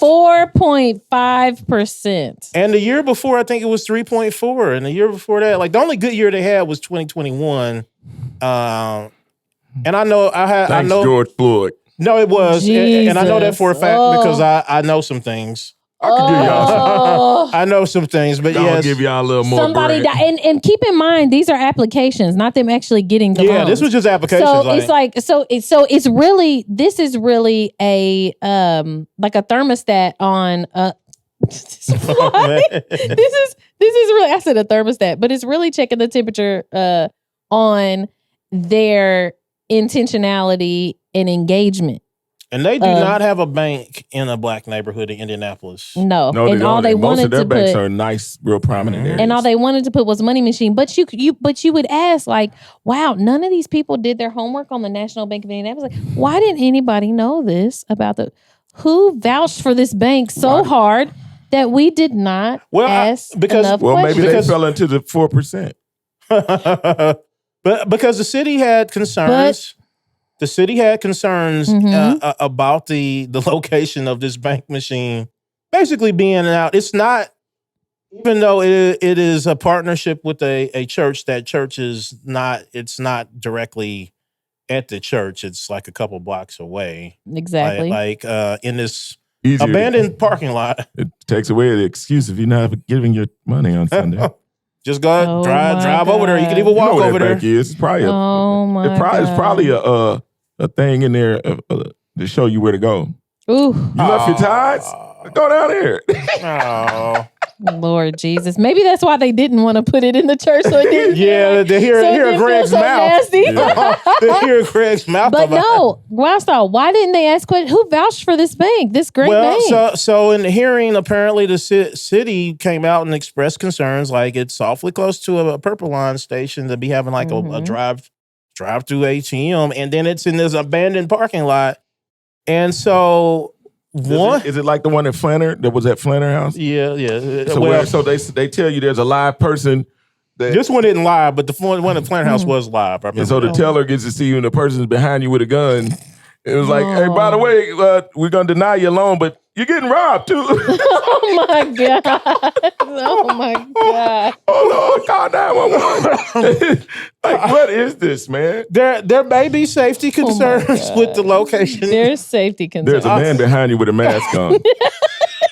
I know you're trying to get some money out, but it looks like you're gonna be withdrawing more than you chose.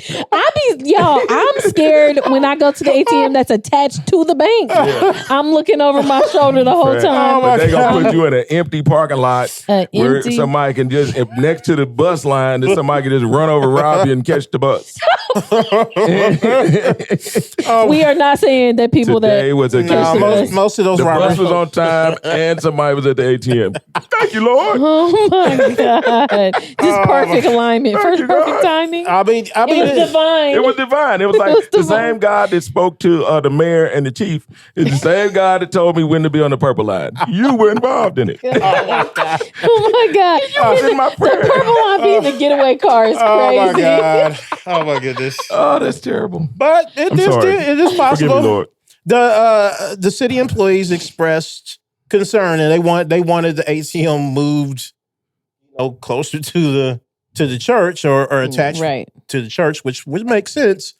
And there was one counselor that came in. Church don't want that liability. Yeah, you rob somebody in the church parking lot. That's automatic hell. Because you can't have everybody robbing people at the church. Yeah. But anyway. Oh my God. There's a disclaimer at the top of this episode. There could be multiple robbers, is all I was saying. I don't know what. Oh my God. There could be multiple robbers going into that church. But anyway. I think one of the things that, when I look at this and on a serious note, is that we have been conditioned to not understand the banking. I've teed y'all up for the conflict this whole time. Okay, let's go. So the one counselor that spoke in and overrode the city employees that had valid concerns about this is none other than City Council President VOP Oakley, whose wife is on the board of the National Bank of Indianapolis. Y'all, you can't make this ATM up. adding to the mess. Where is that at? That's the one. Adding to the mess. Adding to the mess. Lord help us. That's a fact, y'all. This is ugly. Samuel Enron Oakley. Enron strikes again. Enron strikes So the Fair Housing of Indianapolis watched the video of the hearing, and they were shocked to see that VOP did not disclose that information in the hearing, that his wife is a board member when he went in there and override the city employees making valid concerns about this ATM. Let's go exploit the black community when they actually need a bank. Yeah, they need a bank. Let's exploit them with the ATM with all these fees and charges and whatnot. And then the potential to add to crime. Yeah. And that this is exactly what we're talking about. These fools cannot stay. And let me tell you more about because I know it's going to come up, and there's going to be people upset that we spoke about this and everything, and the great I don't care. Renaissance program that they have going on. Let me tell you, I've been to the website, I've looked at all the information, including the $200,000 of down payment assistance, and this is the bare minimum that banks are pretty much required to do under the Civil Rights Act of 1968, which is called CRA, Community Reinvestment Act, which is part of that. Come on. There is nothing going on, to my knowledge, unless y'all, because it hadn't hit the news, there's nothing in this program that is not a part of what a bank is expected to go do. I don't even know where all the money came from the down payment assistance, but I doubt the bank came up with it all by itself. Help us. So I'm not saying not to deal with the bank, but don't give the community a raw deal, and don't pat yourself on the back, acting like you're doing more for the community than you're actually doing. And you really should. Now we know why VOP actually showed up. Whoa. Yeah. Well, and you gotta disclose conflicts of interest when your wife is on the board of a bank and people are raising valid concerns. And it just so happens to be a terrible ad bank that doesn't do right by black people, but you want to put their ATM in our communities that are desperate in need. You need a grocery store, and we're putting a convenience store there instead. And not just are we putting a convenience store there instead, it's full of everything that could kill. Yes, that's what it is. That's a vending machine. That's an equivalent of a vending machine. A vending machine, but not just any vending machine. Not just any vending machine. A vending machine that your family happens to own and benefits directly from. And bonus, it has all terrible things that ain't going to do nothing but ruin your body, your teeth, your health, everything. It's just like, y'all, what? We have got to demand better. This is unacceptable. This is unacceptable. And the counselors in the area need to expect better. And you need to understand what the Community Reinvestment Act, which is the Civil Rights Act of 1968, it bans redlining, but it specifies that the banks need to put time and energy into all these financial literacy classes that y'all like, ooh, the bank's really going to work with the community. They're expected to do that. Yeah. Please, for the media that is reporting on it, they're expected to do that. Please come talk to us when the bank is doing something above and beyond, especially when it's addressing the harm that they have caused the black community. I'm like, what, for lack of better photo ops, I'm just baffled by like 7 people that would stand in front of an ATM like it's a big building that they just erected. I mean, you would have thought it was a bank branch. Why would I stand in front of an ATM like, look at the building we just built? It's like, it's a daggone ATM. But I'm just confused as to the celebration. And then the other thing, to get back to this, is that those banks understand something that we don't understand about ourselves. And what is that?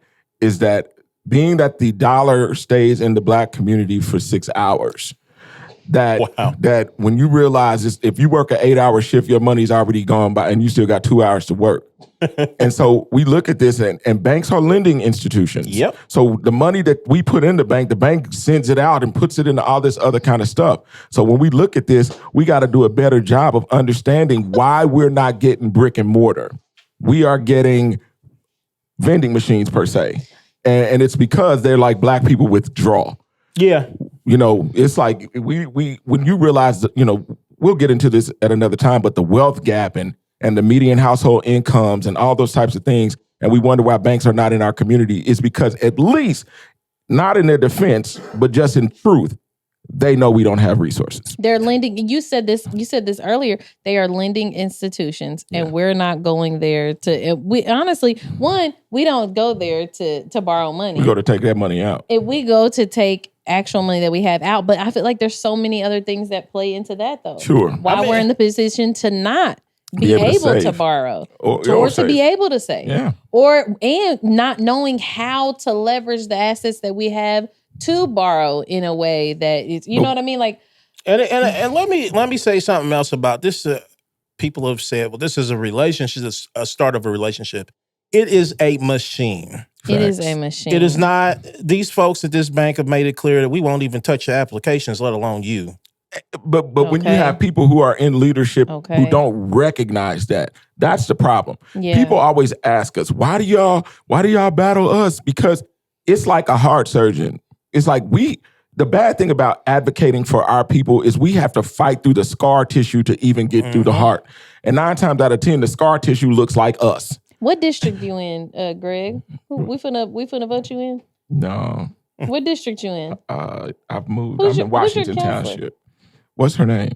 I can't remember. Brienne Delaney? Delaney. Okay. Yeah. Okay. It's Delaney. But the thing is, again, when you look at this and you realize that we are conditioned in a way to we don't know the business. But we expect the people who are standing in front of this freaking ATM to know better. I expect you, for real, if you're representing a predominantly Black community. So one of the things that I love to ask elected officials, or especially candidates, is how will you use your seat to improve the quality of life of Black people? Okay. Yes. It's a question that I ask them all, okay, standardly. Now, my problem is nobody in the room asked this bank, like, what have you been doing for Black people and what do you plan to do for Black people? Because it can't just be this ATM. And if it's the start of a relationship, that question should have been asked. And if it was, and y'all knew this data, so either y'all didn't ask those questions and you don't know this data, or you did ask those questions and you did have this data and you decided to do it anyway. And this is the best deal that you could get for your community if you did know the data. Yeah, it's like, unacceptable. It is unacceptable in any way, shape, or form. It's nasty work to take a picture.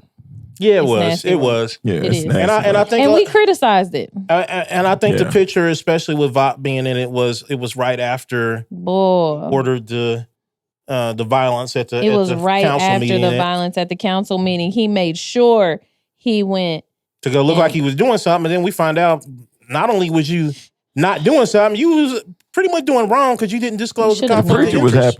Preacher was happy. Oh, Lord okay. Jesus. Y'all, it's unacceptable. Yeah. It's unacceptable. I won't make this. Plate. I won't. She was trying to ignore it. She was trying to ignore it. There's a disclaimer at the top of this episode. Disclaimer.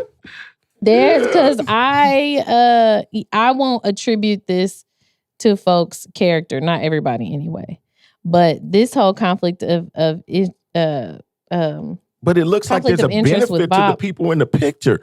That's the problem. We gotta analyze this and be like, what do you gain from this? Yeah. Because there's no way I'd be in that picture if there wasn't a benefit. I know it's not beneficial to the community. So what does it mean to me? Unless you don't understand that an ATM don't mean shit.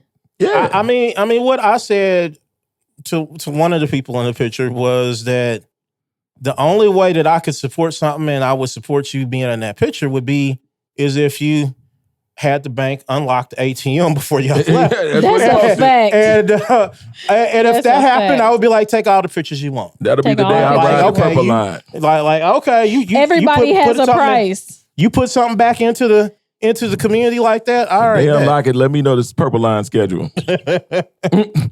I'll be there. Purple line schedule.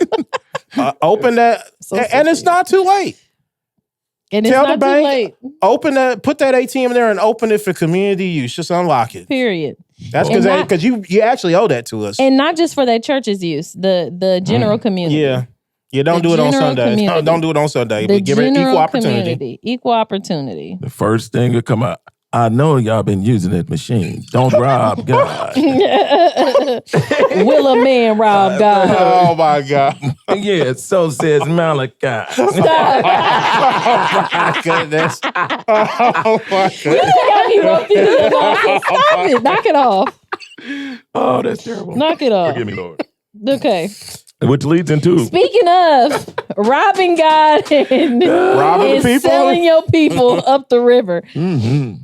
300,000 pieces of silver. If you just wanted to know what we were worth to the Baptist, the National Baptist Convention. National Baptist Convention. Yes. If you wanted to know what we were worth, we were apparently worth $300,000. Yeah. And a new partnership with Target. And a new partnership with Target was born. Same stuff. Like, well, we ain't really doing nothing, but I would like to include. It was just a donation. Yeah. It wasn't even a contract. It was not necessarily a partnership for real because there was no real you have to pay benefits. taxes on the contract, and then Target wouldn't be able to write that off for you. And there's no benefits. So they didn't get anything tangible for our community. That $300,000 is tangible to somebody. Not to our community. No, just not to us. It was 31,000 churches or something. Yeah, and it would amount to $9.67. So it's not going to the churches. Man, they said it was going to support scholarships something. and something else, but y'all, you gonna see $1,500 scholarships to the Bahamas. I was about to say you gonna see a couple $1,500 scholarships, and then you gonna see mission trips to the Bahamas. We got to save them over in Jamaica. They gonna fly over, do one day in Haiti, and do another 6 in the DR. Haiti, they'll be in Trinidad. Yeah. That's so bad. Jesus. They were like, we'll throw something over the border. I'm sure Target is now being utilized in sermons. Oh my God. The target. Sorry, Lord. Sometimes make yourself a target of God. Yes. The bullseye's on your back. He wants you. You got to use the arrow. Sometimes the arrow has to be pulled back to be launched forward. Yeah. You are the target. They had to take a step back. Yes. And with to really propel and the forward. audio visual guy hits the button and the Target logo comes out behind the picture. Is it free to shop there again? Absolutely. They've been blessed. Your blessings come through Target. I'm done. Oh my God. A shout out to Sybil Satterfield. She had this meme. It was like happened like literally the next day. And the each congregation, the split would be like $9.67, and they was like, "You get a car," but they were like little toy cars that Target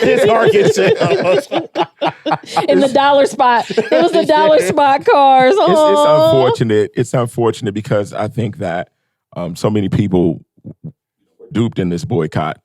Because if you gonna sell out, listen, I'm the first one. If you gonna sell out, get something for it. Yeah. For real, get something for it. 300,000 ain't enough to sell out the whole black community. You went cheaping all of our prices. Like yes. I mean, but let's be real. It never took off. I went in there just to analyze. They've been reporting. No, go ahead and say what you was about to say because that's a fool. I went in Target to see if we was in there. And once I saw it was more than 20, I went on and filled my card up. I said, well, it looks like we all together. Oh my goodness. I've been boycotting, by the way. I have not stepped foot in a Target online. None of that, by the way. Me and mine's been but solid. I typically don't shop there. I looked and said, well, we in here?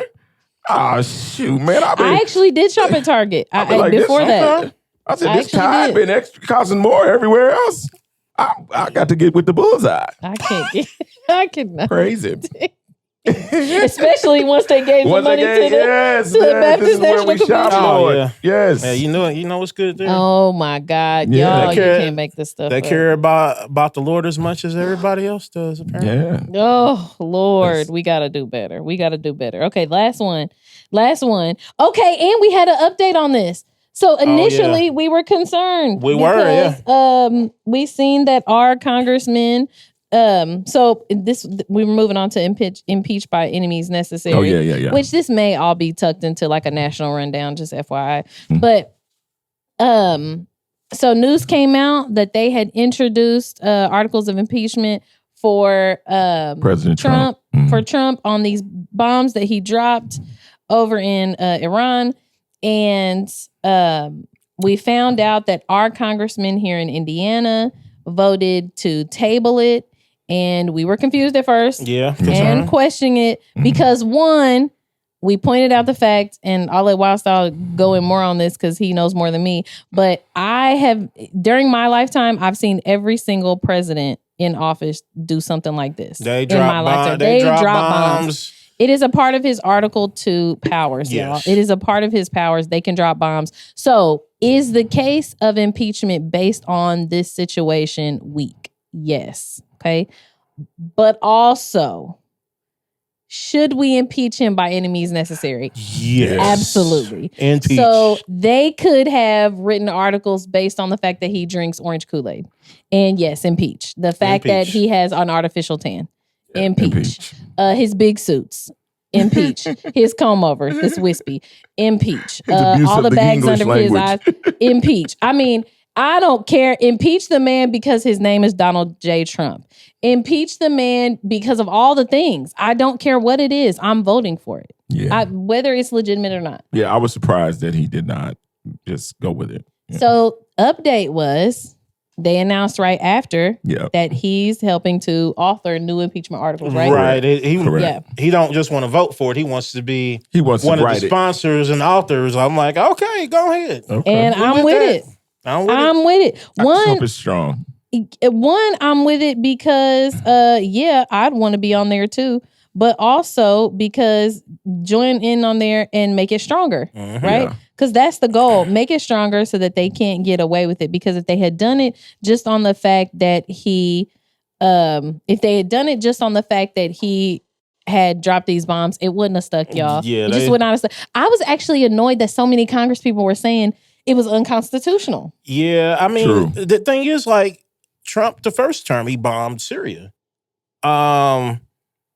Obama bombed a few people. And did military operations. Yeah, Bush started whole wars. Like, like they all have bombed, and of course, this was illegal. But I think with Bush Sr. and Reagan was selling weapons to Iran back then. But Lord, shout out to Oliver North. Yeah, it's amazing how things change. You go from buying the bombs to eating the bombs. Yeah, I do. I think that it's good that he's come back to actually author something to try to get an impeachment on the table. Yeah, I was happy to see that. Yeah, because I was totally shocked because it was 125 Dems that 128. That actually. Yeah, we were like, what is going on? Like, that's why I figured something was up because that was just wild. Because again, I'm just impeached. I would have voted for anything. Yeah. I'm not gonna lie to you. Impeach him because he likes crayons. Plenty of other impeachable stuff. Yeah, he's done enough. plenty of impeachable things. Like, and y'all know I've been asking that on here. Like, why has he not been impeached? He could have been impeached before inauguration. That's a fact. He should have never made it on the ballot. He's an insurrectionist. He incited an insurrection. Treason, convicted felon, like legitimate. All of that stuff is legitimate. And the fresh convicted felon, not like something like you made a mistake a couple years ago. You made a mistake in 2021. Yeah, I'm not gonna. It's unfortunate. I mean, but again, outside of that, we're dealing with our own tyrant. But I guess that's another show. Yeah. Who and listen, George Tornado is on here talking tough. I see a video he just posted an hour ago. I got a meeting with him Andre Carson to this week, actually. Nice. So I can tell y'all a little bit of the scoop. I hope I don't get in trouble. I don't know. Who cares?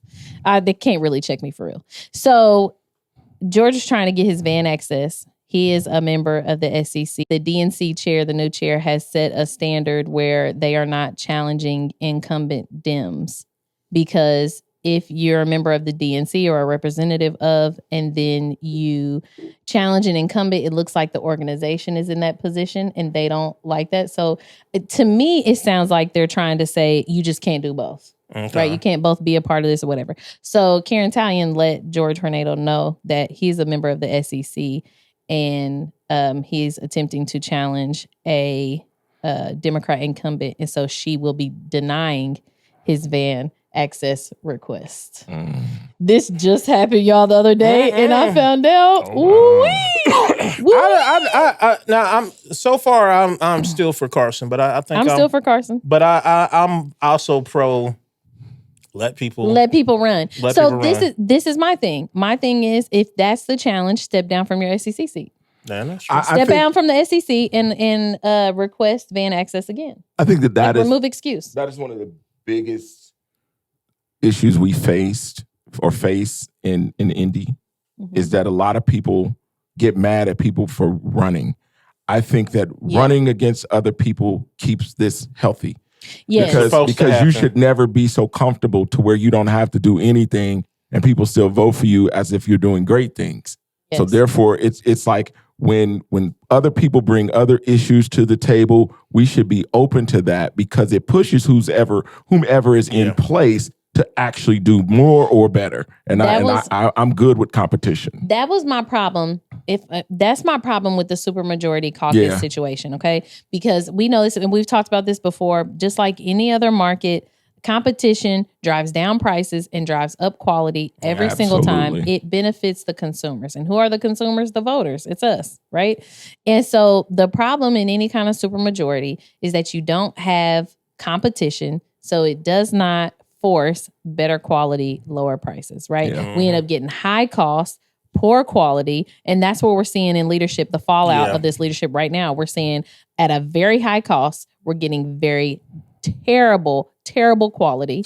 And it is the result of this supermajority. But that's why I was saying, if we get rid of that caucus and we have smaller groups within the Democratic Party, right? If we had like smaller caucuses, for example, now there's competition. They have to actually work to get each other's support. Mm-hmm. They have to actually work to get voters' support and stuff like that. So I'm not mad at the challenge. I will say about this one specifically, and I'll stand by it, George would have been such a better candidate against some of these seats that are kind of on the edge, that are teetering, that he could have actually won. I think part of the problem is that his dollars came with very specific intentions.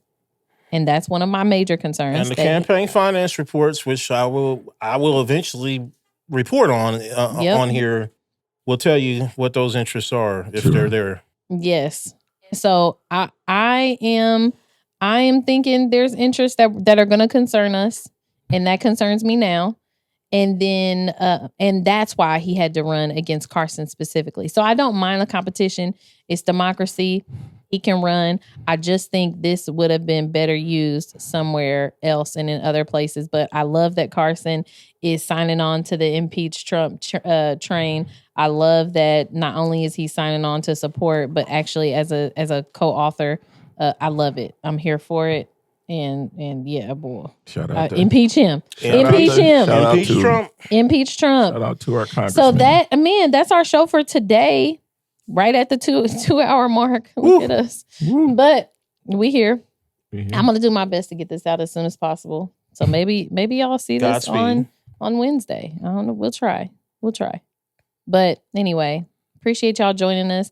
Obviously, at the end of this video, there will be a slide where you can connect with each of us individually on social media. It is definitely a hoot to especially follow these two. I feel like I'm a bit more safe on social media. I don't want written proof in the future. I'm just playing. But make sure to subscribe. Like, share, subscribe. Yeah. Yes. And check out our new handle, y'all. It is now The Black Briefing. It is at The Black Briefing. So we've dedicated the channel now to the podcast itself. And as always, y'all, please share this. Please subscribe. Please encourage other people to subscribe. I know some of y'all are on the low. So listen, just use your burner Gmail and subscribe. That's okay. Okay. Just use your burner Gmail. Subscribe to us. We're trying to build this thing. We're at 180 something. 188. Wow, okay. 188 subscribers. Y'all, it goes up every single time we drop a video. But we could do so much more with your help, with your support. We're going to bring more interviews. We're actually working on getting somebody for an interview right now. So definitely make sure you guys tune back in for that. But other than that, I'm sure we're in for another wild week in Indy. So we'll see y'all soon. Knows what's going to happen. Appreciate y'all. See ya.